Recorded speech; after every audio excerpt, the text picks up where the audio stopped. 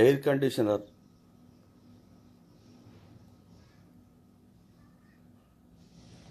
Power ఎక్కువ తీసుకుంటుందా గమనించాలి. Dust particles గురించి ఏంటో తెలుసుకోవాలి.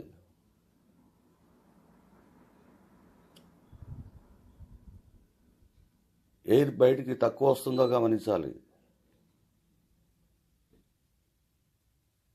ఏసీ పవర్ని ఆపుకొని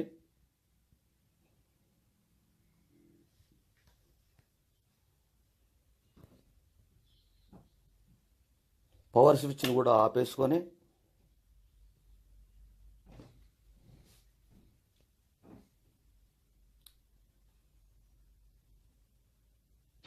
ఏసీ యొక్క ఫ్రంట్ సైడ్ ఉన్నటువంటి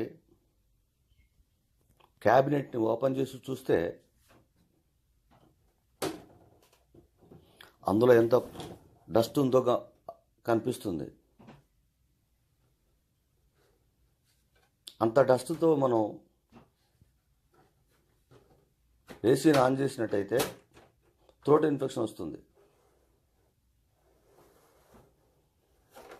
ఆ మ్యాట్ని తీసేసుకొని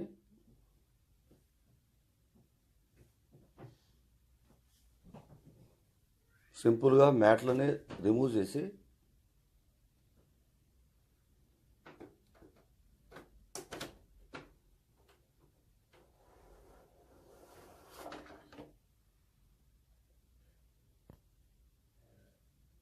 గమనించినట్టయితే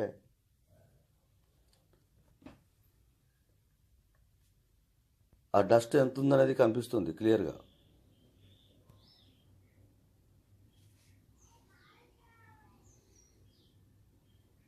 ఆ డస్ట్ వలన థ్రోట్ ఇన్ఫెక్షన్ వస్తుంది, తద్వారా హెడేక్ వస్తుంది, జ్వరం వస్తుంది, లంగ్స్ ఇన్ఫెక్షన్ కూడా వస్తుంది. ఆ మ్యాట్లని ఫ్రెష్ వాటర్తో క్లీన్ చేసుకోవాలి.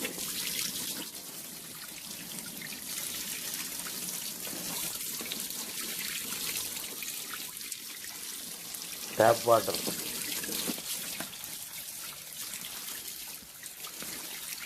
కొంచెం ప్రెషర్గా ఉంటే చాలు, దాంతో అదే క్లీన్ అయిపోతుంది. అలా క్లీన్ అవ్వని పక్షంలో లైట్గా రబ్ చేస్తే మగ్గుతో వాటర్ పోసినా క్లీన్ అయిపోతుంది.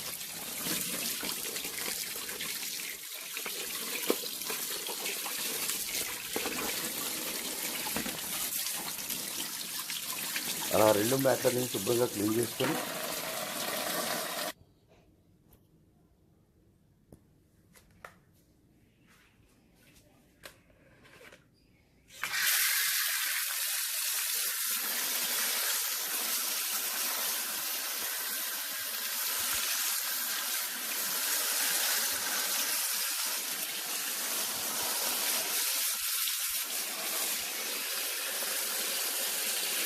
తిరిగి మ్యాట్ని ఇన్సర్ట్ చేయొచ్చు.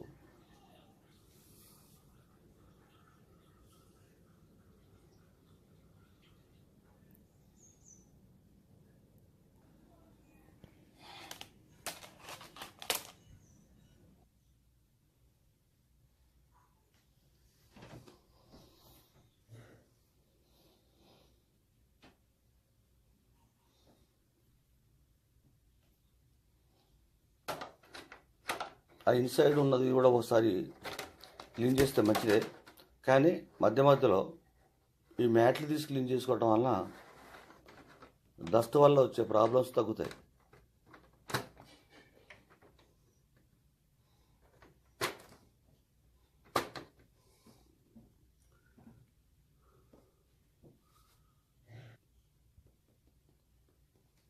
ఇలా సింపుల్గా క్లీన్ చేసుకోవచ్చు, లేదా మెయింటెనెన్స్ వాళ్ళని పిలిచి పర్ఫెక్ట్గా కూడా క్లీన్ చేసుకోవచ్చు. క్లీన్ చేసుకున్న తర్వాత ఏసీని వాడటం వల్ల దాని ఫంక్షన్ ఇంప్రూవ్మెంట్ బాగుంటుంది. తద్వారా వచ్చేటువంటి రోగకారక బాధల నుంచి మనం బయటపడతాం. ఉపయోగించే ముందు దాన్ని శుభ్రం చేసుకోవటం మంచిది, మధ్య మధ్యలో అప్పుడప్పుడు క్లీన్ చేసుకుని ఉంచుకోవటం మంచిది.